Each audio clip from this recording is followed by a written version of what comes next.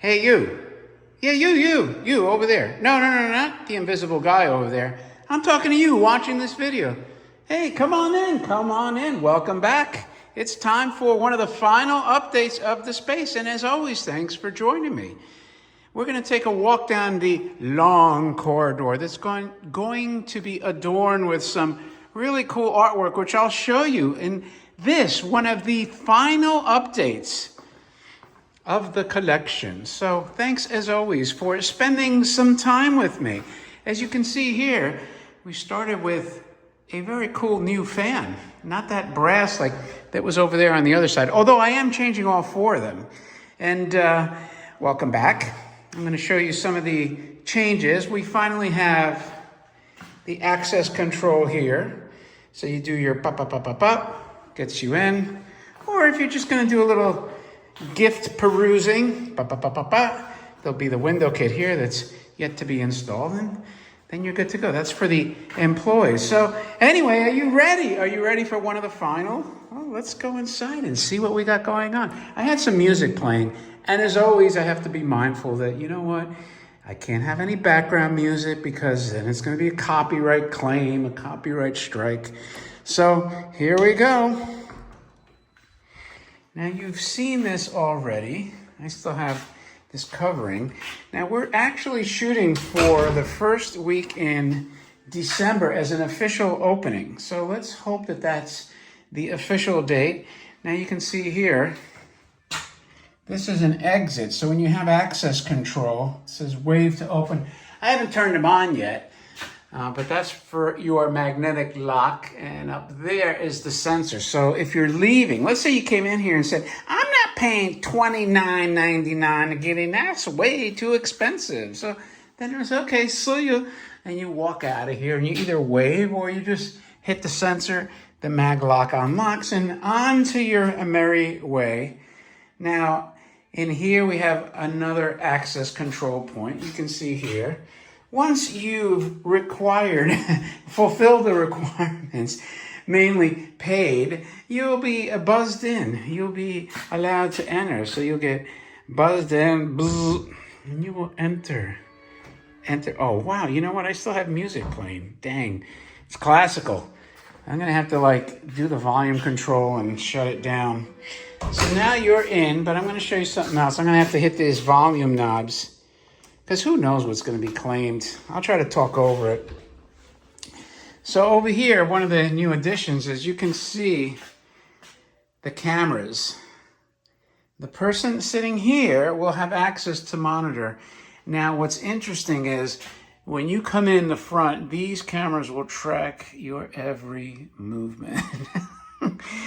All the way. Let me try to get out of the glare of the neon. But that's it. So we've actually had people walk through it, and it follows you all the way through the conclusion. So that was the way it was designed, and it worked like a top.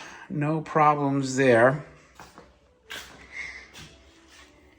And there's nothing really to show you new in here other than I did set up, for those that don't know, the Alphadrome website YouTube page. So now it'll be next to impossible to find this. So if you're really interested in joining, this is, I would say go to the Alphadrome Robot Talk website. If you're so inclined, you want to know more about the history of robots, space toys, predominantly, go through the database. There's just so much great information there.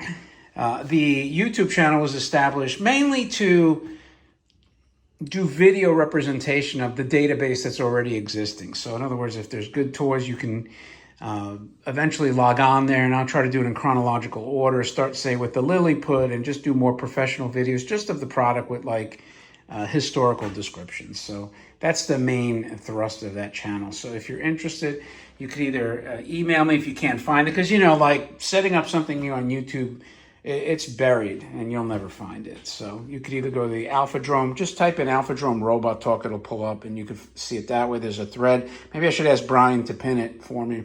I don't know how to do anything yet on there. Or just just send me an email link and I'll send you the link. Anyway, here's some of the products we have. This is a very cool metallic thermos. You know, Jeremy pointed out to me that I'm always bitching about those water bottles. And I guess he said, well, now you don't have to complain about them. Yes, but then that means I would have to pour it in here, you know, and then carry this around. So that's, which is doable, but that's part of the the appeal of the disposable water bottles is you just get it and chuck it. I know it's probably worse for the environment, I guess, but we recycle it, so it's not really that bad. Anyway, then I do have added security in case Hans Gruber and his minions decided to show up, you know, because it's not all about technology. Sometimes it's about practicality. You know? So if you see Hans Gruber, and hopefully you guys get the Die Hard reference, and his minions show up to take the bearer bonds, you know, then sometimes you have to have practical lines of defense, and that's one of them. Also, you know, in addition to the lovely thermos, I have these mugs too. Now, I'm not playing salesman here. And because these things, really, there's no method to purchase them right now. I'm just making you aware there are products, if you like the logo, if you like the concept, that, you know, eventually we will have them. I mean, the PayPal part is set up. And, you know, there are some, you know, I think we've sold maybe 30 shirts so far, which is no big deal. But, you know, hey, it's something. And people that really wanted them, I made sure that they're available. But I'm not pushing them right now. We're not set up for it quite yet.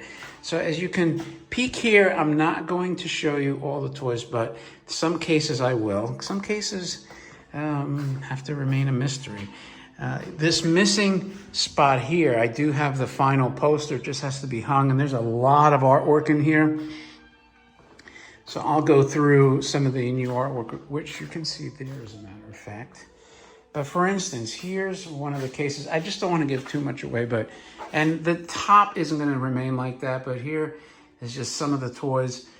Most of these I've covered, so I don't mind showing them. I don't think I've shown that Batmobile, but here's just like the Batman side.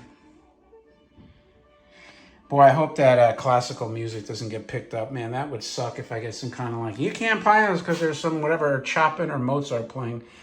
I just did the Waco station. That's why I was able to do that video. Now these two shells are essentially prototypes, but I will preview because I did a short on this Mexican robot. This is an authentic, original Mexican robot, which are really rare, and I will do a video on it. I just haven't had time. But anyway, these are from Metal House. That one's Metal House or Osaka Tin Toy prototype. That is the Colonel Haphazard hand-painted prototype from the 60s. That's another Metal House or Osaka Tin Toy, one or the other. They're interchangeable to me. This is from the Marx Factory, hand-painted. I believe I did that. This is from, I don't believe I ever showed this. Maybe I did. This is the Getter prototype that was in a toy magazine. Hand-painted. It was from the Marie Knowlton collection. The hand-painted National Kid prototype from Osaka Tin Toy Institute. So there you go. And I did, this was from Tomy. I think I did the rocket. These I've done. I don't believe I did the Mars Explorer. So that's probably the video I'll make here. I'm just going to give you a quick flash of some of the work I've been doing. So you can see here. And I can't, there's some stuff I just can't show you right now. Here's some more up top there. Show you some exceptionally rare things that I haven't really videoed, but you can see here, these are some of the rarest of the rare. I don't think I ever did a Hook Robot video. Maybe I did. I don't think so, though. And I don't know if I did this, like, the high-end. I don't think I did this TV Space Patrol car with the original box. I don't think I did that with the Atomic Space Pioneer. But anyway, hopefully I didn't give away too much stuff. Those are the Mexican robot banks. I do believe I did that. I don't think I did the blue version of that rocket, which pisses me off. I should have bought the silver version, but I didn't. Here, let's turn down this volume so we don't get whacked. Yeah, turn that down. I had 21 pieces of smaller art. This is all in museum glass. Now, some people would probably say, you didn't really need to do this in museum glass. And I would agree. But, you know, I did it anyway because I wanted to look good and have the reflections and all that. Some of these are doubled up so you can't really see. That's a Watanabe art, which are great. And that's the only Tetsujin one, unfortunately. I would have loved to have had more Tetsujins from him with Jimmy Sparks there. I believe this might be Lunzer here. Lunzer or somebody else. But I framed them all.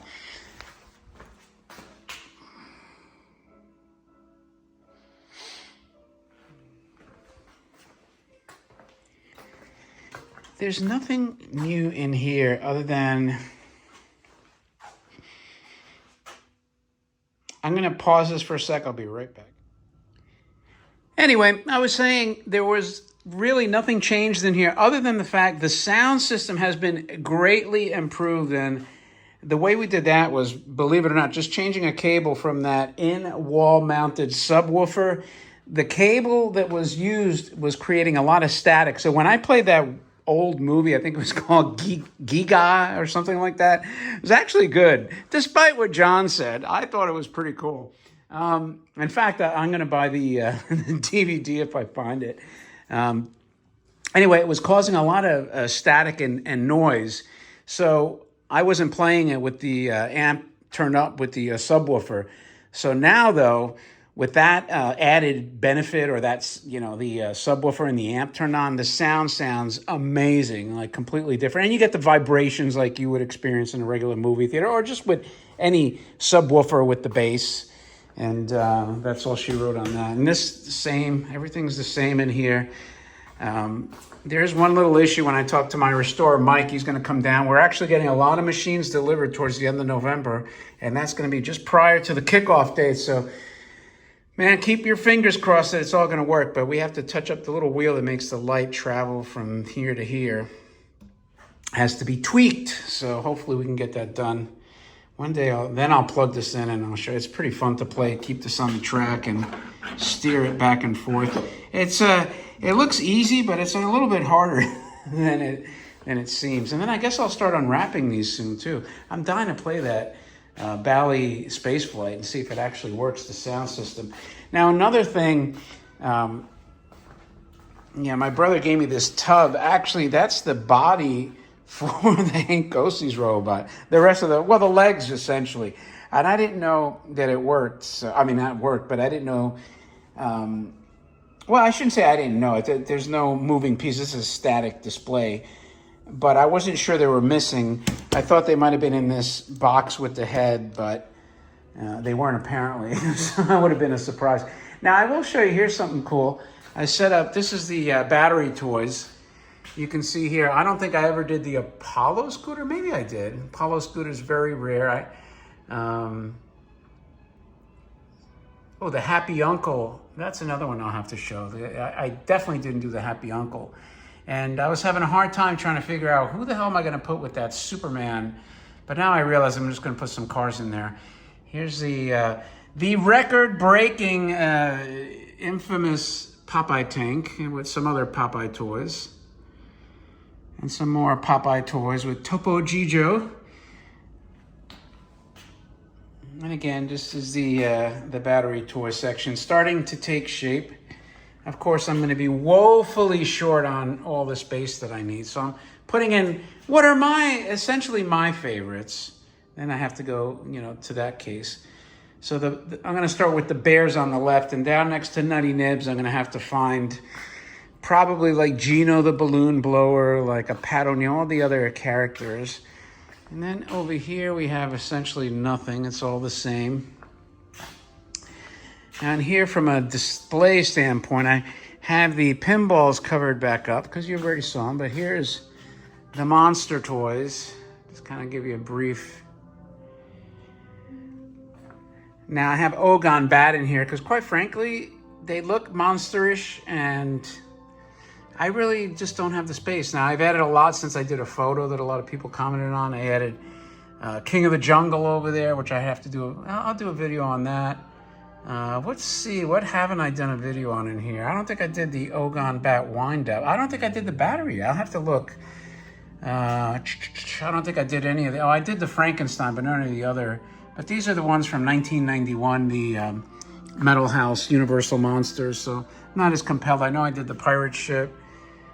I haven't done the Snappy Dragon video yet. And look, I have two Frankensteins here. And I knew I had two. I have the brown shoe and the black shoe. And I believe I did the Yeti, the King Kong, and the albino gorilla. So I'll have to double check on the Ogan bats. But anyway, over here, more art. Man, I need to get my art guy to help frame all this stuff. Some beautiful Watanabe again. Ultraman art. Stuff kicks ass.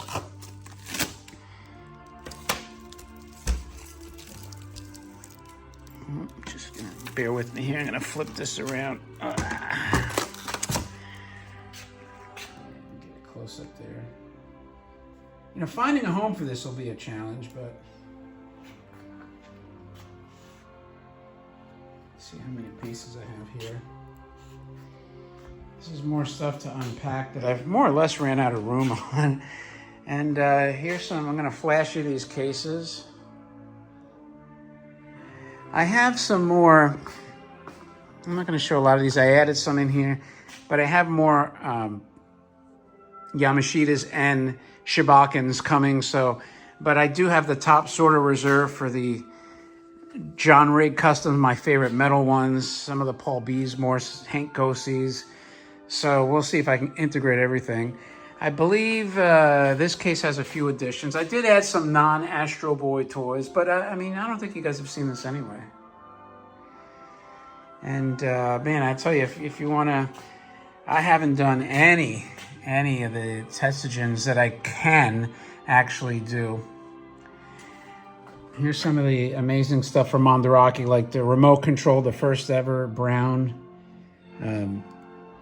Tetsugen. We have the number 5s, the number 4, number 3, number 2, number 1. Here's some of the vehicles. Some I've shown, some I haven't. I don't think I showed the aircraft carrier. There's the big train. I made a video. This is my good one. I made a video of the of a broken. Yeah, it was kind of broken. So you can see here those 3 exceptionally rare boxes. Josh, if you watch this video, make an offer, buddy. He's gonna probably say that, jerk. Anyway, there's the tank. This is the condition of this is like pristine, absolutely pristine. That is like the sculpture that was made in 1959, shipped in that brown shipping box, again from Mandarake. That is the first ever 3-dimensional Tetsugen toy. All Ultraman related stuff, including one that I can't show you. You'll see that one. The special one is going to be a Christmas Day video. So when you're bored on Christmas, when all else is done, your meal is completed, tune in Christmas Day to this channel and you'll see one of the rarest Ultraman toys that you'll ever see. Even though it might not look as like anything super special to you, but trust me when I tell you, it's the rarest of the rare. I've never seen it anywhere, quite frankly. So again, that's it's taken a lot of work, painstaking work to get it to this level. And you know, once the machines are here, then we'll be good to go. Man, this music. Oh, please, for the love of God. I think you saw I just added this rack. This was actually in the Roboz collection video. This is where I had all my books, and now it's going to be like mugs and stuff like that. I had it, you know, it works perfect to just put stuff for sale like the flashlights and the metal thermos coolers and all that stuff. And again, my office has access control, so don't mess with me when you come in here because you can't get in unless I give you permission. I think I've showed you all this, and I guess I'll take you for a peek. I'm waiting for my desk. I finally ordered it. Here is the last cool picture that's going to go next to those other ones, original posters. I like this because of the eyeball. You know, I wanted something a little different, a little more spooky, and it's in the 3rd dimension. And this actually came with this like banner on top of it. So I I do have a spot for this little marquee or banner, whatever you call it. Oh, this is a really rare piece too. I think it's well, I'll do a video of that. I did the Seiko. So this will be the last, and then obviously the other artwork. Now, in the hallway as I was walking, so these are the recreation, the S2 art from, I was at Altair, S2, whatever. These are basically, this company bought the original lithograph presses that were used. I mean, I think the presses were made in the late 1800s or mid 1800s, and they made all these beautiful posters up until the Art Deco period of probably the 1940s and 50s maybe. And they had artists recreate the posters, and then they printed the posters on these original lithograph presses with the 4-color lithograph process, lithography, if you will, on thicker paper though. And the colors are very rich and deep. So they're not original, because or else these would be like millions of dollars. But I'm going to show you, this is going to be in the lobby. Man, would I love to have gotten an original Mummy poster, but there's actually just 2 sci-fi ones. Dracula there. So I got 8 total. And I got the Wolfman here. I mean, the colors are so vibrant on these.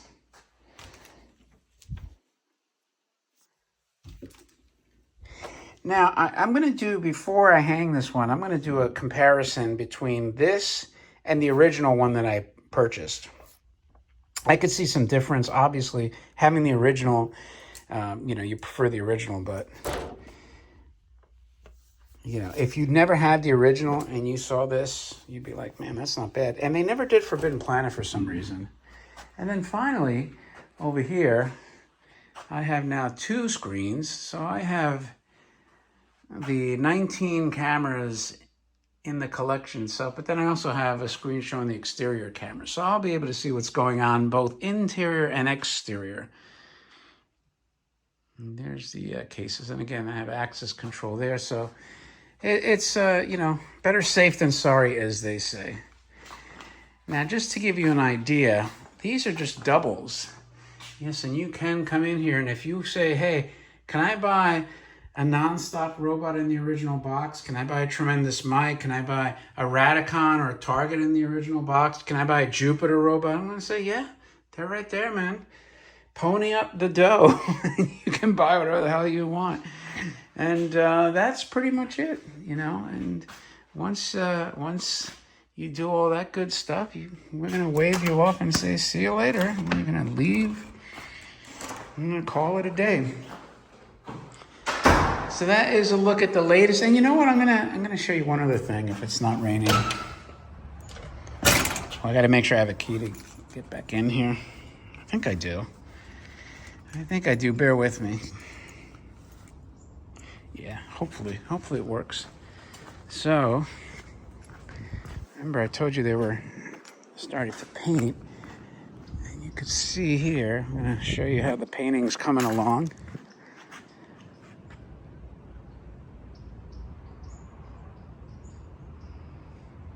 Quite the difference. So what you got up top there is the primer coat. So it's not going to match. There's a little bit of cream for softness into the lighter color, but I believe like that upstairs was all done. Just to give you an idea, and they still have to do the railings, restain the top. Everything's going to be done. But I thought it'd be interesting to see. Tell you what, it looks a lot brighter. See, they did the stairwell going up, and eventually we'll get it all done. We'll walk around the side. Why not? I need hours watched according to YouTube, so if you made it this far and you're into it, you might as well keep watching. You can see here how nice it looks in a lighter color. I think it looks pretty cool. So you can see I could see it, but maybe you can see the difference between the primer coat up top and the final. There's 3 coats, the primer, and then 2 coats. 2 coats of paint. Actually, I'm going to have my light poles painted, but half of them aren't even working, so I got to get them changed out too. change them to LEDs, but that gives you an idea. The lighter color looks way nicer, makes the landscaping pop more, just looks better. It makes the building look bigger.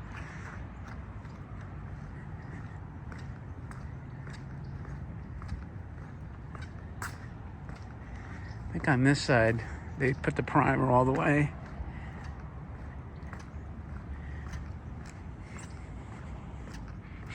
Oh, I have my finger in front of the camera. There you go. That's it.